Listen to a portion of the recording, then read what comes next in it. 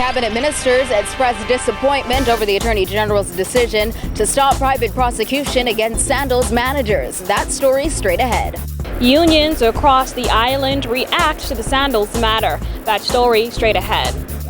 What Melanie Griffin has to say about the recent public domain poll, that's coming up straight ahead.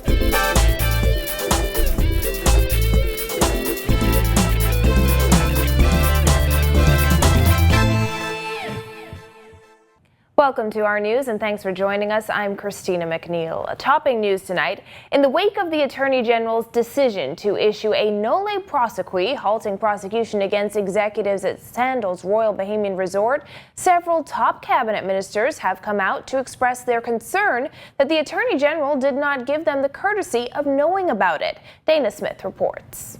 The Minister of Tourism has said he's disappointed by the Attorney General's decision to stop private prosecution against two of Sandals' top managers. And today, both the Deputy Prime Minister and the Minister of Tourism said they share that disappointment. I share his concern.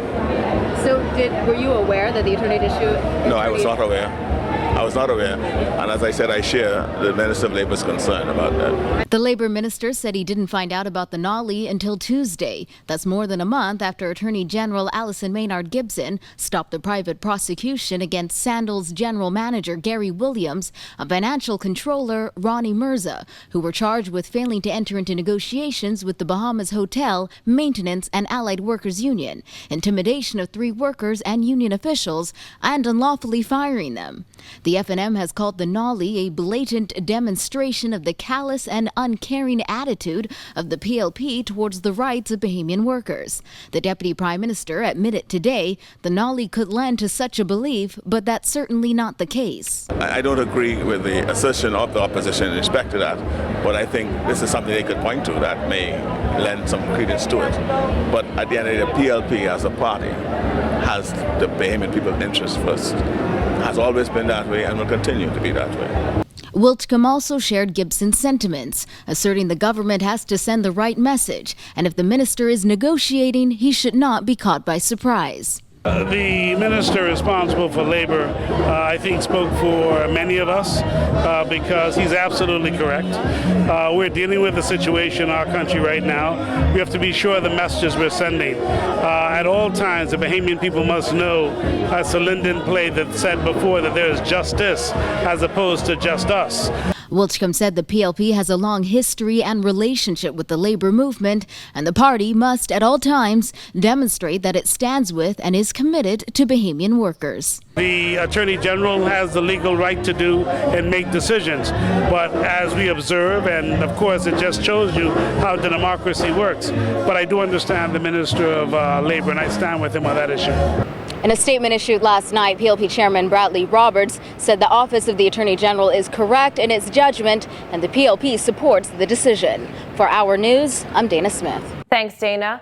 Well, more than half a dozen unions are threatening widespread industrial action in response to the Attorney General's actions. Trade Union Congress President Obie Ferguson says he is doubtful that other key government ministers were kept in the dark about the controversial Nolle prosequi. Jasmine Brown reports. Ferguson says the government completely mismanaged the Sandals matter, and it's for that reason he says they're forced to take action.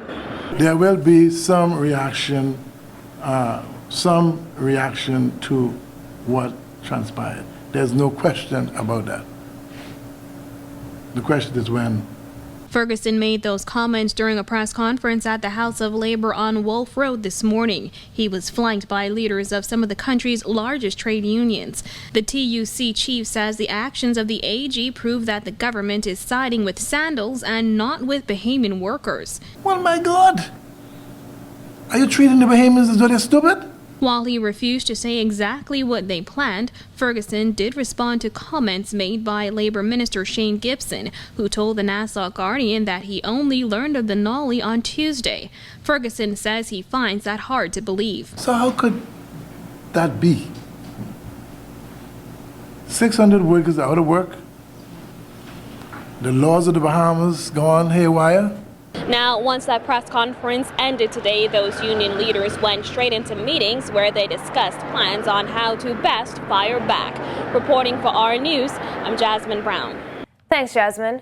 Social Services Minister Melanie Griffin vigorously defending the Christie administration's record today in the wake of a public domain poll which showed high voter dissatisfaction with the PLP. Griffin says some people have obviously forgotten how far the PLP has brought the country. George Oster reports. Minister of Social Services and Community Development Melanie Griffin says she and her party are not concerned about the public domain and their recent numbers. She says that the community has to remember just how far the Progressive Liberal Party has brought them. According to the scientific poll, the Progressive Liberal Party has the least amount of support among the three main political parties. Only 14% of the 1,000 respondents said that they would vote PLP if an election were called tomorrow. Griffin said while you cannot discount voters' opinion, she and her colleagues have looked into the figures. She insisted that Bahamians seem to have forgotten how far the PLP has brought the country since taking over in 2012. See, people forget the condition that we met this country, and this country was past flat broke. You know, many, we must never forget the cost overruns regarding to the road works. We must never forget, the governance at the time, was not what it ought to be. With the onslaught of the recession, the country really was in a bad state. The Social Services Minister said this is the second time the Christie-led government has had to rebuild the country after taking over from the F&M government. She asserted that she and her colleagues ought to be commended. We did the same thing between 2002 and 2007. Having come back in 2012, we have again been able to rebuild this country to the extent where we are holding our own. We realize that there will be opposition and there are some challenges because we have not arrived. There's still a lot of work to do.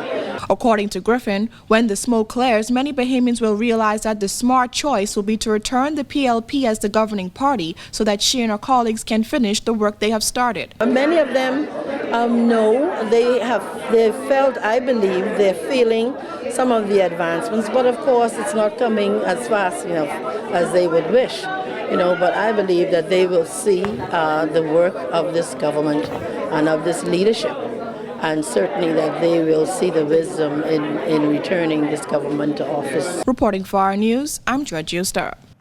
Well, Deputy Prime Minister Philip Davis would not say whether or not he intends to challenge Prime Minister Perry Christie for leadership at the PLP's next convention. Respondents in the recent public domain poll gave Davis and Alfred Sears higher rankings than Christie when it comes to leadership. When our news team asked about that earlier today, Davis would only say all options are open and he is prepared to lead, but that is an internal matter for the party to deal with. At the end of the day, I think we'll have to sit down as a party and decide what is best for the party. If it means Christie has to say that is best for the party, then that's what it be. If it is that Alfred is, or I am, or somebody else, then that's what we have to all sit down and talk about. And that is a matter that is ongoing, and I wouldn't want to opine at this time at the result. That poll also showed low support for political parties amongst voters, with the PLP ranking the lowest. Davis says the poll reflects a general sense of disengagement for politics. Whenever an election is called, there's no seat that is safe. We all have to be able to put our best foot forward and give the hope to the people that what we are about is what they're buying into. Anytime an election is called, anyone is likely to win. And recent history has shown that people are quickly disenchanted. And the question is how we re-engage them. As the government, as the PLP, we have to find ways and means to re-engage and to ignite their support again for us. Still to come on our news, a top attorney accuses the TUC of failing former Sandal workers. That's coming up when our news returns.